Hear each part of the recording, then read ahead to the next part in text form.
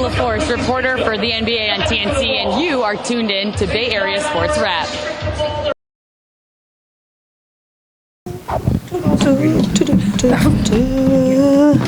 What if Marissa doesn't go first? You want to go first? No, I'm just kidding. We could mix it up. I'm kidding. I'm kidding. I like consistency.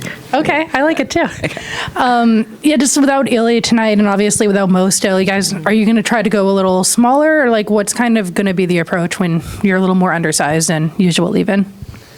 No, we want Tammy to play 40 minutes. I'm just kidding. Just kidding. No, obviously LA is going to fill in. She's fresh. LA is super reliable because I put her at the 3, I put her at the 4, I put her at the 5. And the best thing with LA is the first day when she came back, I'm like, do you care whether you're at the 3, the 4? She goes, Coach, I don't care. She goes, put me anywhere. I'm versatile. So, yeah, gives me a lot of confidence. And obviously, she's fresh. Yeah. We need fresh bodies right now. Yeah.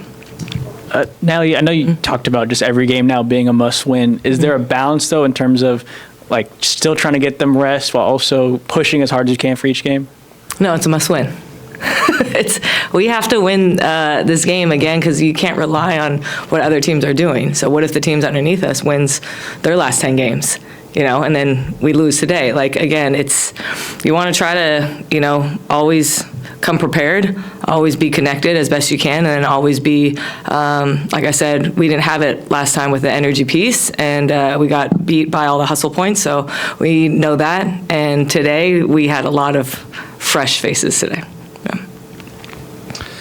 Natalie, last time you played Phoenix, if I remember correctly, the first quarter was a lot of Alyssa Thomas on the break finding three-point shooters, and you fell in a big hole that you had to climb out of. And I'm wondering with her, she's been on this streak of triple-doubles, and we know how great she is, but in transition, how hard is she to guard because she is this almost freight train-like person who can not only score but find people like a point guard at 6'1". Yeah, that's why I think, like I said, like the hustle points are gonna matter on every round. But like your defense starts with your offense. So obviously, if we can execute offensively, take care of the ball, or obviously get extra possessions to score, then we could get back on defense. Now, if we're turning the ball over or we're taking bad shots, now you're going to see an AT show. So what we can control is taking quality shots, executing, and that should pretty much, take her with less possessions of doing that. But again, our mentality has always been effort. It's always been 100%. So we know we have to bring it, especially like a player like AT. Triple doubles are hard to get in this league,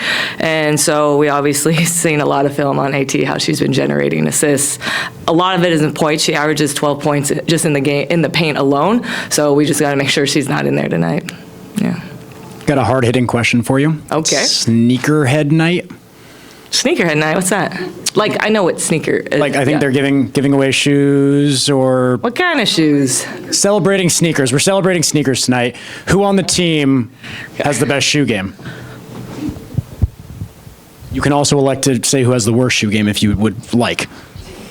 Like basketball shoes or? Yeah. Oh my gosh. I don't look at their shoes. Who do you think? I think Tip. She's always got Kobe's on, which are nice. Yeah, I agree. I would say Tip, because every time I look at her shoes, I'm like, I want those. So I would like Kobe's. Kobe's to me are the most comfortable. I played in Lowe's, and so let's go Tip's. She has the best. Yeah. With Ilya, do you know how long she's going to be out? And is it going to be a situation where you look at maybe another hardship deal if you have to? I thought Ilya was going to be available. Thank God I'm not a doctor. Because after the game, she was smiling. Yeah. So I was like, oh, Ilya's fine. That's what I thought. Yeah. She was fine. But I guess she's on concussion protocol. So, but again, I think we're more hopeful that it wasn't too serious. But she did get hit in the head pretty hard. So I just have to kind of wait day to day. I know she's getting evaluated. So just being patient. And then again, just catching everybody up, LA, make sure she knows what she's doing at the 5. Yeah. Coach, you talked about how every game you view as a must-win. When you play a team, I mean, this is the second straight game against a team ahead of you in the standings. Is there even a little more added emphasis? I mean, a chance to catch up, maybe a measuring stick type game? No, I mean, like I said, I can't. If you can tell me how many games right now that we have to win to move forward, can you tell me that right now? No. So, like I said, like we're not going to be hopeful.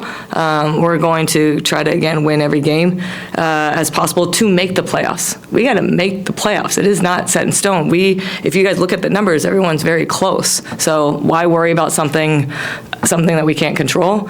Now with Phoenix, this is not the team that we played a couple weeks ago. They have now Satu. They have Copper. So that ball isn't moving, I would say, as quick as it was with AT coming down and spraying in space.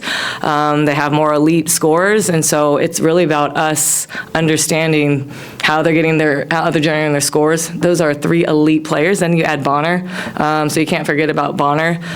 So our defensive game plan is super intentional tonight, and that's what we have to control, is eliminating their 3-4 all-stars, I would say, from not getting any rhythm tonight.